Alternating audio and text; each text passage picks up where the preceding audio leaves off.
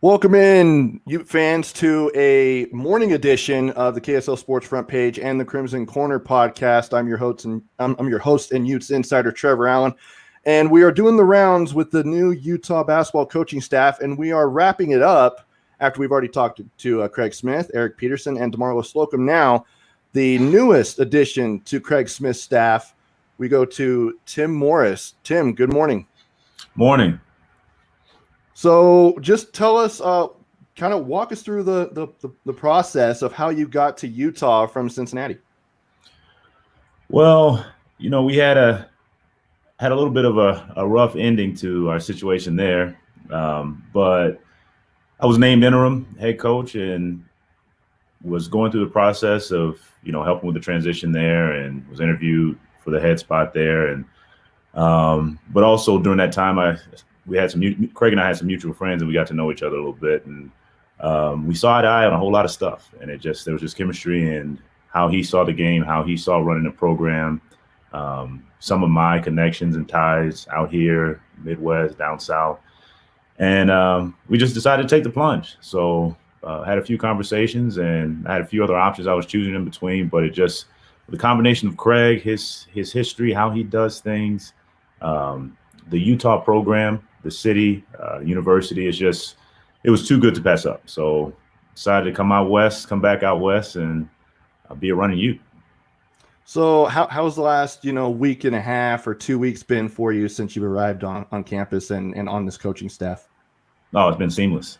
Honestly, it's just been the staff that Craig's put together has been awesome. Like we like I said, with Craig, as much as we saw it eye to eye, the rest of the staff, like I've been on some staffs where there's a little bit of people a little bit territorial or don't have the right chemistry with how we work together. But this group, we're a team, so your best teams on the floor are teams that complement each other. And the group we have up here has been really complimentary of each other. DeMarlo, he's been here forever, so he knows the lay of the land. He's been welcoming.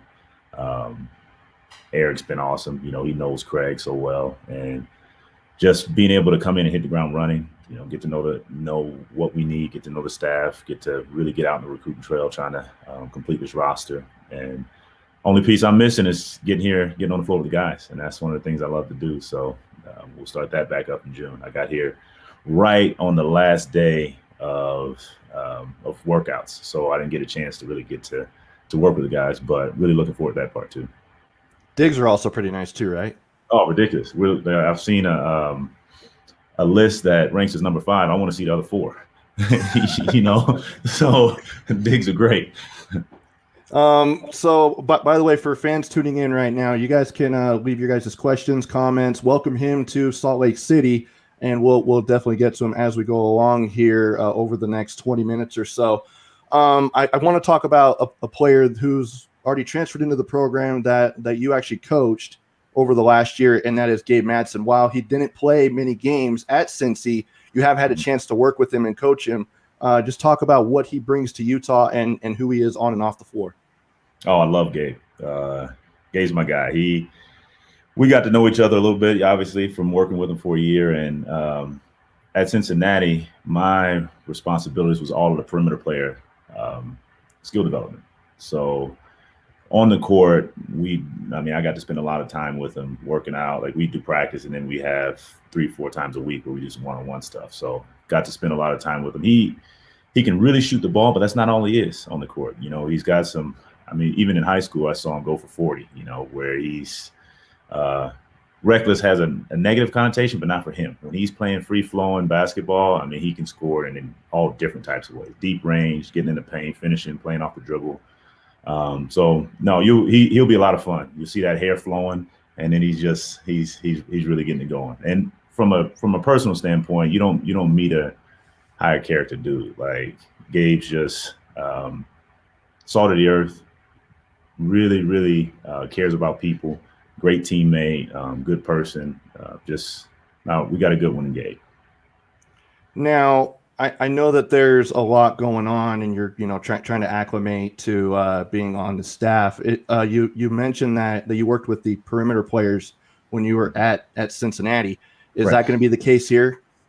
Yeah, I'll do some between DeMarlo and I think we'll split the development of the guards. I played the position. I was a combo guard when I played, and um, ever since I've been a coach, that's been kind of my focus area. I like to stay in great shape, so I call myself a sparring partner. So a lot of guys work with cones. I like to get out there and have a physical presence with them. Feel it, do it.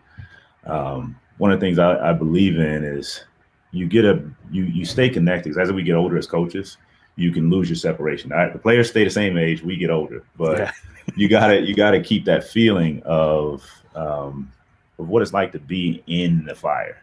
So when you can still do the moves, when you can still see the game and feel the game and sweat and do those things, I think they relate to you better. You can get into their world some. They feel you. They listen more, and it's almost like some of the older guys on in the NBA on teams. They're not officially coaches, but they're acting like coaches. So I like to try to model some of my coaching like that. Obviously, I'll still have the respect of the guys and the accountability and all those things. But I think the more you can get into it with them, and the better, the more you can maximize their abilities a little bit better. So since you are going to be working with the guard play, I want to ask you about some of the guys that are on this roster now. I know a lot of with Raleigh, Marco, David Jenkins, but you've also got guys like Rylan Jones who are still within the program from last year, and Jackson Brenchley and all that. I know you haven't had a chance to work with them on the floor yet, but I'm sure you've watched film and talked to the coaches about it. Just talk about some of the guards that are in this program right now. No, I'm excited about all of them. Just seeing there's so much talent in the program already. Just being able to get in there and just work with them on sharpening everything up. I think player development is a big part of what Coach Smith wants to do with our program. It's not just team stuff that we're going to do. And on a day-to-day basis, we're going to build in 20 to 30 minutes of skill development there. So I think the combination of just seeing the new system we're going to play in, I think we build our player development off of where you're going to get your opportunities in the game. So we want to rep. Yes, you're going to do your fundamentals like passing, shooting, dribbling, all those things on a day-to-day basis where it's second nature. But the other piece we want to do is really, really train the situations they'll see in the games. So when it comes to the games, it's just second nature. All the fancy fun stuff that comes is just a reaction. You don't have to think about a lot of those things that come after that. So working with those guys, I've watched them. We have some guys who can really shoot, really think, really make quick decisions, and that makes a dynamic offense where you have multiple guys on the floor who can do all that. Coming in on Twitter, there's a question. What are the top 3 things you are looking for when you are evaluating a prospect? Number one thing, and this is a little bit subjective, but that's part of what it is, but is he a ball player? You have some guys who have elite talent. You have a guy who has an elite speed, elite size, or just elite physicality, like a big-time athlete. But for me, I use this saying, it comes from the military, is does he have a tight OODA loop? And that's observe, orient, decide, act. And it's basically you think about your quarterback. How in football, how quickly can he make his reads? So quick processing. Is he a quick processor? When you have multiple quick processors on the team, 5 guys who can really do that, that's one of the reasons I love BC so much. I mean, big fella who can shoot it and pass it and think. So when you have multiple guys who can shoot and pass and think, that's a huge deal. Second piece is ability to shoot. Third thing is just, is he a competitor? Does he love it? Do you see some fire in him? Is he a go-getter? When you got guys who got a little nastiness to them, and along with skill and then the ability to think, then you got a guy there. You got a dude there. How much does that player's personality off the floor, the way that they interact with their teammates, and feedback from coaches and all that stuff, how much does that factor into it? Oh, it's absolutely important. I mean, you do. I've been a part and kind of been trained to be really thorough. So you talk to everybody. A lot of NBA guys, you end up, when they're doing their pre-draft work, they're talking to everybody who the players have interacted with. So and I kind of model my approach to that too. I'm going to want to talk to family, friends, girlfriends, people you work with, teammates. And also you can see some of it, but you can't, especially in some of this the way the process is going now, COVID era, and even transfer with the portal, you don't have as much time. You don't have as much time to really dive in. So you really, really have to ask a lot of questions, talk to a lot of people. Some of these recruitments have been a little bit quicker. So yeah, you want to get as much information as you can, and then at the end of the day, you got to go on your gut and how the person makes you feel. I think as a player, the players follow coaches not because of what they've done, but it's more because of how they made you feel. And I think some of that stuff, along with obviously you got to get the background and the detailed information about who they are as people. All those things matter too. Mike comes in on Facebook saying, "Welcome, Coach," and he's asking what you guys as a staff are looking for as far as filling your guys' final roster spots. You guys have a couple of scholarships available, especially because of the portal with how crazy it is this year, and I'll ask you about that here in a minute. But are you guys looking to fill those with some of the high school recruits going into the portal? I know that there's some of the reports out there you guys have been talking to people. Or are you guys going to go into the junior college ranks? We're going to look at all of them. We're in the process of, obviously, you're going to look at the portal, obviously look at some young guys too, and even JUCO. Like we're going to look to find the best fit no matter where they come from. The thing for us is, you have this transfer culture, the portal culture. For us is finding, giving guys a lot of ownership, and showing them the connection and building a culture that's where guys have ownership and investment, so we can keep building it. Because at the end of the day, yes, there's going to be movement. There's movement around the country, but if you create a good culture where there's ownership and investment, then that's still a big fundamental piece of building sustainable success. You got to have continuity. So we're going to reach anywhere, all over, in all of those different places, and really beat the bush. But the key is finding people who fit into and believe in what we believe in, and believe in the guys that were coming here, that are already here, so we can just have a together group that we can. I mean, the fish is better than open hand. I know there's over 1,000, and I think we're approaching 1,500 portal entries. When this whole transfer portal thing came to be, did you envision it being this big of a deal to where you guys are primarily going into the portal trying to find players? Actually, I did. I think this has been a long time coming, just because of the way college sports have evolved. I remember when I was a player, the players didn't have a lot of power. And I think it's honestly just been a balancing act right now to where players have gotten more power, more influence. And this is the manifestation of that. Like coaches could leave, coaches could transfer and all that stuff, but players didn't have that power. So honestly, it's since I've been a player, I'm 36, I was playing in the early 2000s, but there wasn't that freedom, so I think that's basically what this is. Now we have to figure out as coaches and as people who run the industry, how we want to, manage that. And is this the right way? And do there need to be adjustments to how things are done? But yes, I could kind of see it coming, if just being honest. And are you a fan of the portal? Because I know coaches kind of have a different, opinion on it. It kind of varies.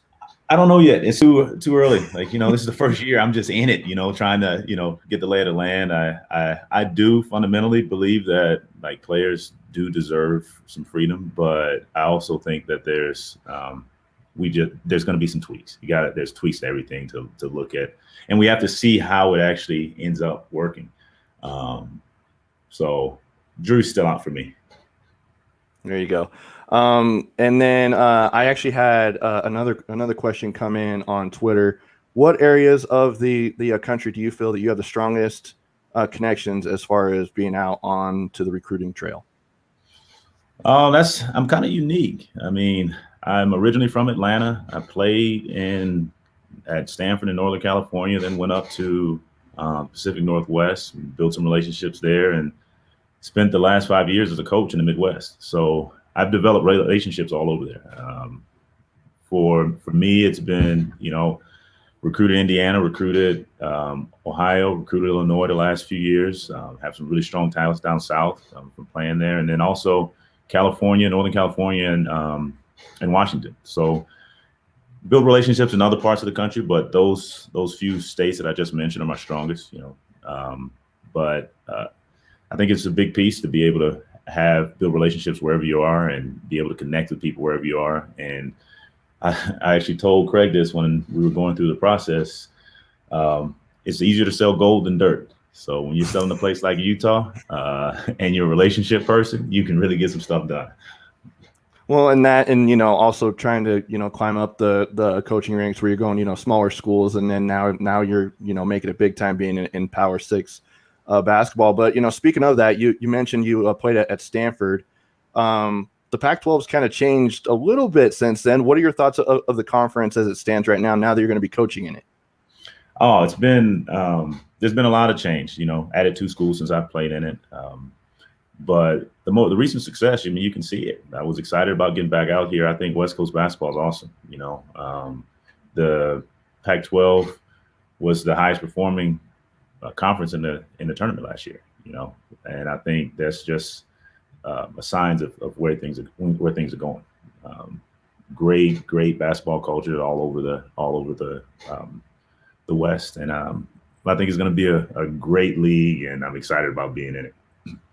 What led you to go from Atlanta to Stanford when you were deciding to play basketball? I grew up in the Southeast, and I love it. And Atlanta's home. My mom's from Georgia, my dad's from Louisiana, so I'm a Southern boy at heart. But I wanted to see something new. Till I was 18, I was in Atlanta, and I love the West Coast. I visited a few other places. I think my last 2, I was choosing between Notre Dame and Stanford, and I think Georgia Tech and Florida were 2 other schools in my top 4 when I was getting recruited. But it was just, I got off the plane, and just like you got the mountains outside my office, and now I saw those mountains, and I was just like, this is where I want to be. And Stanford had won back then, and the Pac-12 was a big time conference, and Coach Montgomery was a historic coach. So just Pac-12 in the West, it just drew me, and it was a similar situation here. Coach Craig called me, and I was like, man, that's really intriguing. There's just something about pulling me back out west. And the view probably isn't all that bad either, right? No, not at all. Not at all. Another question comes in, and all these questions have been really good. I know that there's a lot of players who, and we've already talked about the portal. There have been some players from the Utah program that have entered the portal. What is it? I mean, how is it as far as the mindset? Say that a player goes into the portal, but then chooses to come back to Utah. How does that whole process go with you guys as coaching staff? Say that one of the guys who's in the portal now chose to come back. No, I get it. There's uncertainty's hard for young people. You get change, you get transition, and these are some massive decisions that you have to make that are going to affect your life. So especially in moments like this where there's transition, where there's so much uncertainty, where there's so many variables that you have to process, we want to give guys respect.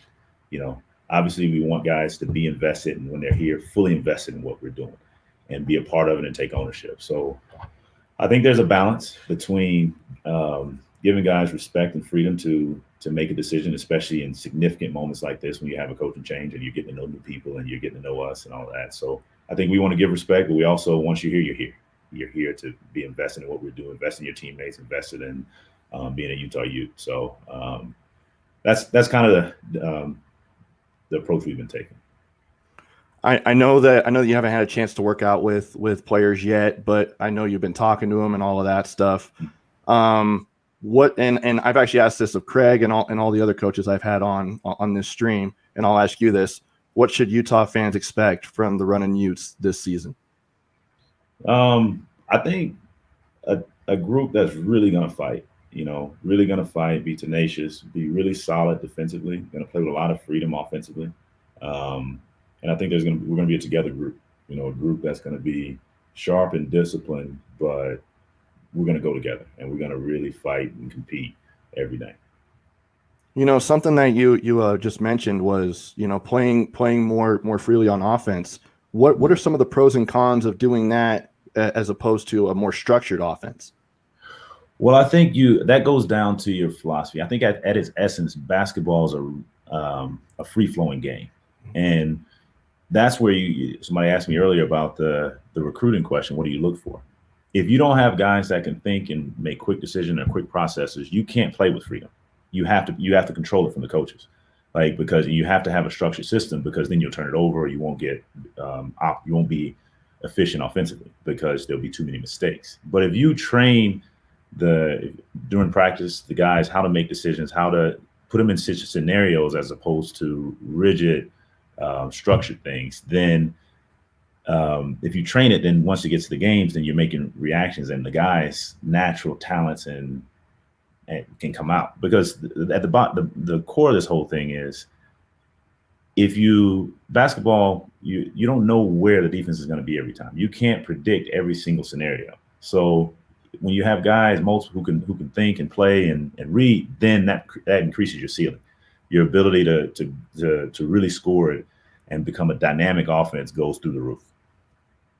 Now, if I were to tell you when you were at Kennesaw State as an assistant coach, getting your career started, in the year 2021, you will be an assistant coach at the University of Utah, what would you say? Would you have ever thought that would have happened? Yeah, I do. I didn't know. I never put a place on where I wanted to be when it came. It was just the types of people I wanted to work with, the type of university and support that I wanted to be a part of. Like my path to Cincinnati, I hadn't been to the Midwest, but it was a similar background to a place like here where you got the really knowledgeable, supportive, engaging fan base that wants excellence. And that's what I want, like the standard and the pressure to succeed and the frustration when it's not there. That's the pressure. Like that pressure that I put on myself is even higher, So being at a place like this where basketball is loved, you have this great support is just, that's what I thought I'd be in. The name, no, hadn't thought about it, but the type of environment I wanted to be a part of where you can play for championships. I thought I'd be here. That's where I wouldn't accept anything less. So when did you start getting to know Craig Smith? So I knew him, got to know him a little bit over the last month and a half or so. And like I said, we had some mutual friends who knew each other, and the basketball community is small. Mm-hmm. So through both of us talking to people and exploring some of those relationships, doing some background checking on each other, it seemed like a natural fit. It's kind of crazy where, just over the last month, and it's all through like mutual friends, and now you're packing up and moving clear to Salt Lake City from Cincy, right? Right. No, it's been a whirlwind, being named interim and then getting out here, coming, talking, moving out here, finding a place. My wife's back home, getting our place together in Seoul. We have twins, it'll be 4 in June, one on the way. So it's been a whole whirlwind. I got to go back to Cincinnati at some point to figure everything out there. And then we'll be back here in June for good. Now, I just got to say, as someone who is also a twin, prayers are with you, man. Prayers are with you because I know how crazy that could be. Now, just kind of tell all the Ute fans as we wrap up here who you are as a person. How just kind of getting to know you as a person. Who is Tim Morris? Oh, that's a broad question. How much time do you have? I mean, I love all hoops. the time, as long as you have. No, I love hoops. I love my family. I like golf. I'm curious intellectually. Like, I guess those are general qualities about me. But I think what drives me at my core is to maximize my abilities, and help guys maximize their abilities. That's where it kind of translates to the basketball stuff. Like for me, growing up, my biggest fear was always not maximizing who I am. And I got hurt. I ended up having to retire early because of a hip injury. And for me, I don't want the guys that I coach to have to go through what I went through and not feel like they were their best. So I always use the analogy in recruiting, respect your elders. And for me, that's rooted in the wisdom that people who are older have. If as an older person, you've experienced things that young people haven't. So I don't care how strong you are, how smart you are, how driven you are, how hard you work. You'll go faster and more efficiently to where you want to get to if you have somebody who's been in those shoes before, who's truly invested and fully invested in who you are as a person, and where you're going to be as a as a player, like helping you get there. So for me, that drives me. I'm driven to get in our guys' world, to be empathetic, to help them grow, and just in every aspect of their lives. And do the same thing with my kids. Like I think everybody understands that from as we're parents, but I think that carries over to this coaching world. Like our family's invested. My wife was a national champion gymnast, so she understands that world too. So we're invested in this, and she's invested in us, and we're invested in the Utah program. That's why it's easy to pick up and go. We're here. We're all in, and that's like I said, I could keep going. You can tell I'm a bit I'm kind of thorough in how I think about things. But I'm excited about it. I'm excited about being here. Excited about what we can build here. Final thing, and then I will cut you loose. You mentioned at the top of the stream that there was a little bit of a rocky ending to your time at a Cincy. I know that you were going to be, interim coach. You interviewed for that job, but I know that it wasn't a typical departure from the head coach. How has that helped you? That whole situation helped you in now to where maybe you might have to run into something like that down the line to be able to handle it? Well, anytime you have, some tough situations, I think everybody had some type of struggle through COVID, through that year. And there's some variables that go into all of it. So you learn positive lessons, through life. You also can learn some negative lessons that you learn from. So we were together for some years working there, and saw a bunch of things and went through a bunch of things we could do better, things we could learn from, things that I learned and saw and tried to help. But I think what it really taught me was at the core, be there for the guys. That was one of the big reasons I was named interim. I think helping them through and being empathetic with whoever you're working with. And I think that ends up helping you be your best self and helping people be great. So for me, I learned a lot through that process. And I think being in that chair for a little bit helped me see the world and see this business and see coaching from a different perspective. You're in it, you're supporting coaches, you're supporting the players, but when you're over it all, you see it a different way, and I think that'll help me to help Coach Smith lead this program. Is it safe to say that your wife's going to become a fan of the Red Rocks now? Yeah, we're Utes. I mean, you're also she did a lot there, and she's connected to her program, but she's definitely she'll definitely support us too. All right, Coach. Well, it was great getting to know you initially. Hopefully, we'll be able to do this again prior to the season starting. I really do appreciate you carving out some time for me. I really do appreciate it. Absolutely. Thank you, Trevor. Enjoyed it. All right, and there you go. That is Utah assistant basketball coach Tim Morris here on the KSL Sports front page. It's powered by KSLSports.com.